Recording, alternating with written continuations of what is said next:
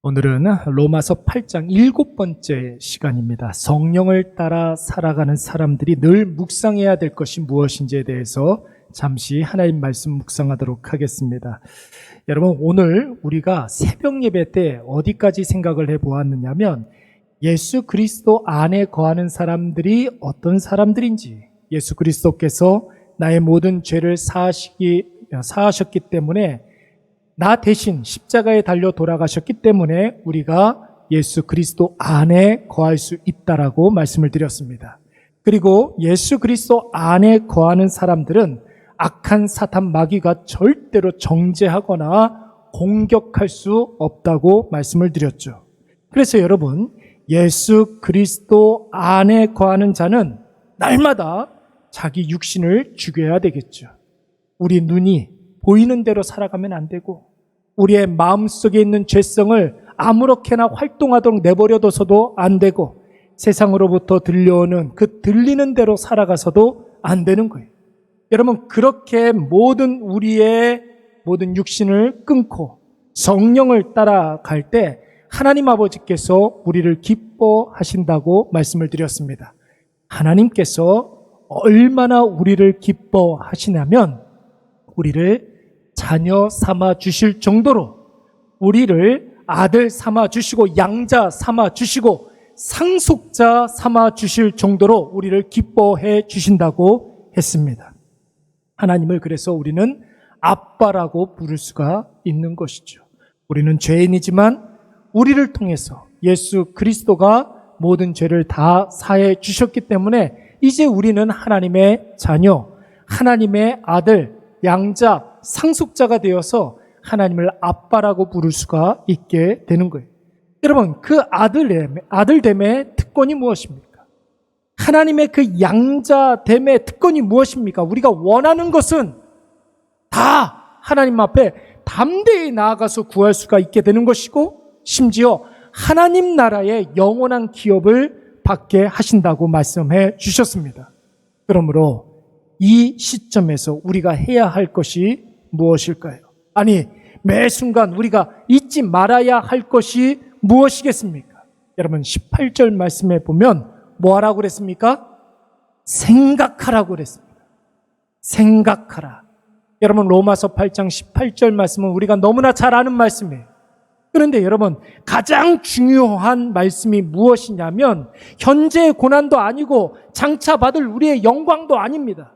이 말씀에서 가장 중요한 것은 생각하는 것입니다. 생각하면 지금 현재의 고난은 참으로 어렵고 힘들지만 장차 받게 될 그 영광 때문에 우리가 오늘 당하고 있는 이 문제들, 고난들, 환난들을 능히 이겨나게 될 줄로 믿습니다. 사랑하는 여러분, 그래서 우리는 신앙생활 여러 가지로 이야기할 수 있겠지만 여러분, 신앙생활은 무엇이냐면 한번 따라서 한번 해보겠습니다. 신앙생활은 생각하는 것이다. 생각하는 거예요. 무엇을 생각을 해야 되겠습니까? 앞서 말씀드린 대로 우리가 어떻게 예수 그리스도 안에 거하게 되었는지 그걸 깊이 묵상하는 거예요. 우리가 어떻게 예수 그리스도 안에 거하게 되었다고 그랬습니까? 예수 그리스도께서 내 모든 죄를 대신 담당하셔서 십자가에 못 박혀서 죽으셨기 때문에 우리가 예수 그리스도 안에 거할 수 있게 된 것입니다. 예수 안에 거하는 자가 누리는 그 승리가 무엇입니까?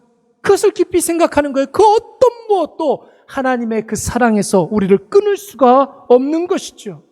우리가 육신을 어떻게 하면 끊을 수가 있겠습니까? 그걸 생각하는 거예요. 성령을 날마다 의지함으로 말미암아 성령께서 우리에게 허락해 주시는 그 생명을 날마다 기대하면서 보이는 대로, 마음먹은 대로, 들리는 대로 살아가지 않을 수가 있는 것입니다. 그리고 무엇을 생각해야 되겠습니까? 하나님의 자녀가 누리게 되는 특권을 생각해야 될 줄로 믿습니다. 그러면 지금 내 앞에 있는 모든 문제의 실체가 보이게 됩니다. 깊이 예수 그리스도를 묵상하며 깊이 하나님의 사랑을 생각하고 예수 그리스도의 그 은혜를 묵상하면 여러분, 우리의 눈이 밝아져서 영적인 눈이 떠지는 거예요. 영적인 눈.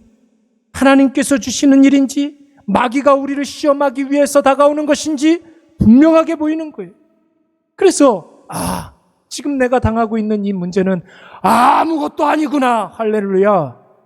아무것도 아닌 것을 우리가 깨닫게 되는 거예요.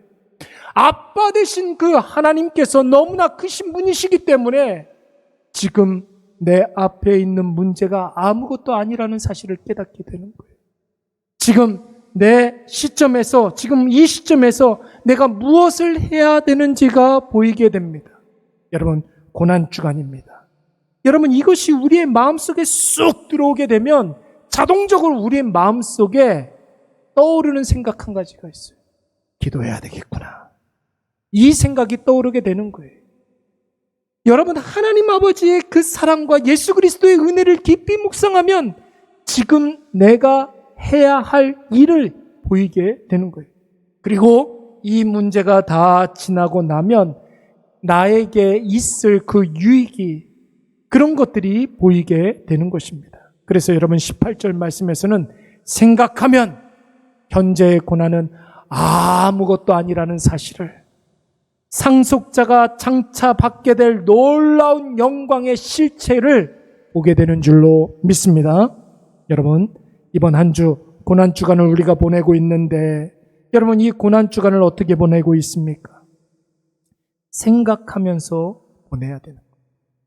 예수를 깊이 생각하면서 이 고난주간을 보내야 하는 것이죠. 십자가에 못 박히신 예수 그리스도를 깊이 묵상해야 됩니다. 왜 예수 그리스도께서 핍박을 당하시고 고난을 당하셔야만 했는가? 왜 예수님이 십자가의 죽음을 당해야만 했는가? 왜 날 그토록 사랑하셔야만 했는가? 이런 것들을 깊이 묵상해야 돼요.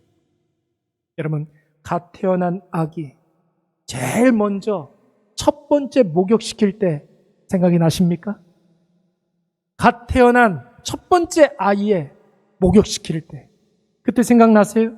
부모는 아기를 목욕시키기 위해서 얼마나 많은 준비를 하는지 모릅니다. 뭐 준비해야 될까요?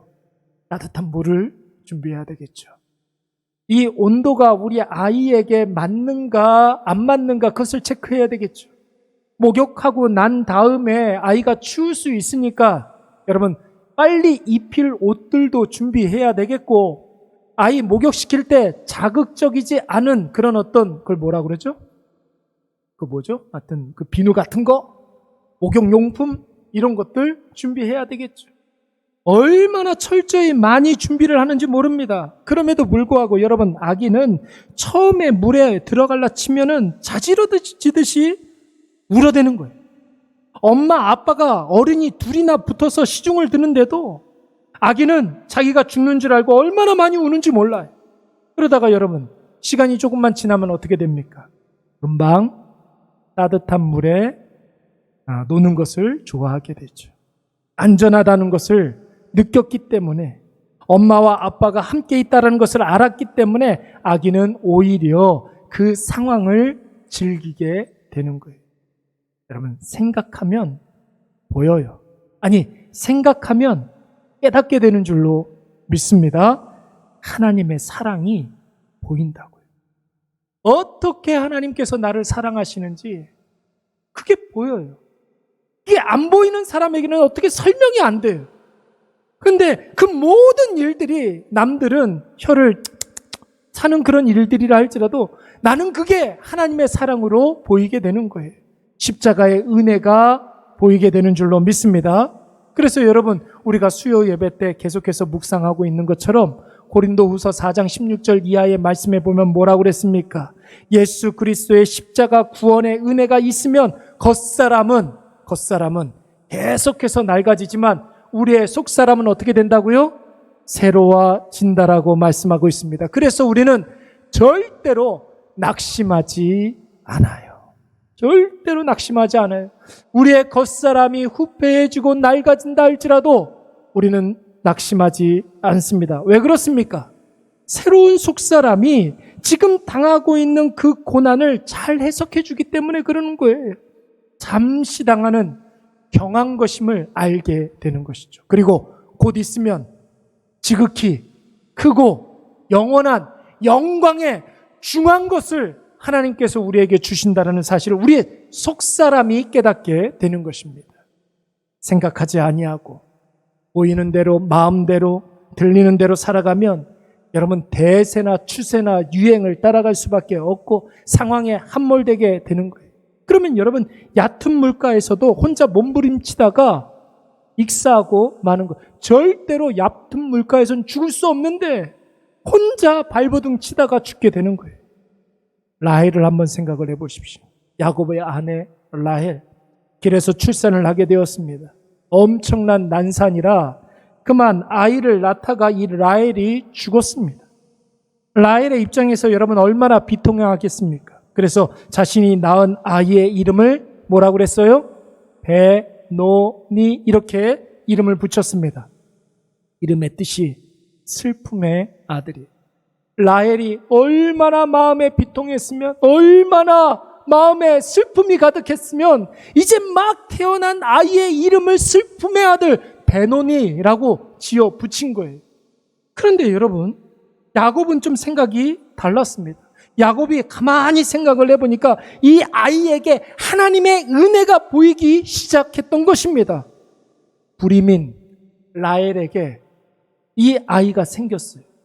여러분, 이거 누구의 은혜입니까? 그냥 기적이라고 이야기할 수 있습니까? 라헬은 원래부터 불임이었어요. 그런데 요셉을 주신 것도 하나님의 은혜인데 두 번째 아들까지 하나님께서 허락해 주셨단 말이에요. 여러분, 비통할 일입니까? 아니면 기적입니까? 기적이에요. 라반의 집이 아니라 12명의 아들 가운데 유일하게 라반의 집에서 태어나지 않은 아들이에요. 이 베냐민. 얼마든지 이 아이가 태어나는 과정 가운데 엄마가 죽었잖아요. 그러면 여러분, 의술이 발달하지 않은 그 상황 가운데 이 아이도 죽을 확률이 높겠습니까? 살아확률이 높겠습니까? 엄마가 아이를 낳다 죽었는데 엄마랑 같이 죽을 수 있는 아이예요. 그런데 야곱의 눈에는 하나님의 은혜로 이 아이가 살아났다는 거예요. 심지어 12명의 아들 중에 막내입니다. 그래서 야곱은 이 아이에게 하나님의 능력이 있다 이렇게 판단하여서 능력의 아들 베냐민 이렇게 이름을 바꿔 붙인 거예요. 생각하면 보입니다. 하나님이 나를 얼마나 사랑하는지 생각하면 보입니다. 예수 그리스도의 은혜가 나에게 어떻게 지금 임하고, 여러분 생각이라는 말은 순수한 우리나라 말이에요. 한자가 없어요. 근데 어떤 분들은 이 생각이라는 말을 한자로 취음을 할 때 날생자 그리고 깨달을 각자를 써서 해석하기도 합니다. 깨달은 사람, 많이 살아있는 사람이에요. 아무 생각 없이 살아가는 사람들은 살아있으나 송장과 같은 사람이죠. 그런데 하나님의 사랑, 예수 그리스도의 은혜를 깨달은 사람만이 참 생명을 얻는 사람인 줄로 믿습니다. 생각이라는 말이 그래서 중요한 거예요. 오늘 이것을 꼭 기억하셔서 고난주간 하나님 사랑을 깊이 묵상하시고 예수 그리스도의 은혜를 많이 생각하시기 바랍니다. 늘 말씀을 드리지만 예수님 생각 많이 하시고 예수님 생각대로 살아가시고 다른 사람들에게는 어떻게 해야 되겠습니까? 예수님 생각 많이 나게 하시는 저와 여러분이 되시기를 간절히 축원합니다. 그때 내 마음에 짓누르고 있는 그 문제가 아무것도 아님을 깨닫게 되고 오히려 그 문제로 인하여서 더 먼 곳을 바라볼 수 있는 더 확장된 은혜를 누리게 되는 하나의 디딤돌이 될 줄로 믿습니다. 오늘 이것을 꼭 기억하셔서 우리 이 시간 말씀 생각하면서 한번 기도하도록 하겠습니다. 함께 기도할 때에 전능하신 하나님이 나를 사랑하신다는 확신을 갖게 해달라고 기도하시고 십자가 그 은혜가 나에게 구원을 주셨으니 모든 일에 담대하게 하여 주시옵소서. 고난주간 예수님 생각 십자가 묵상 많이 하게 하여 주시옵소서. 우리 다 같이 한번 통성으로 기도하도록 하겠습니다. 사랑과 은혜가 충만하신 여호와 하나님 아버지 참 감사합니다.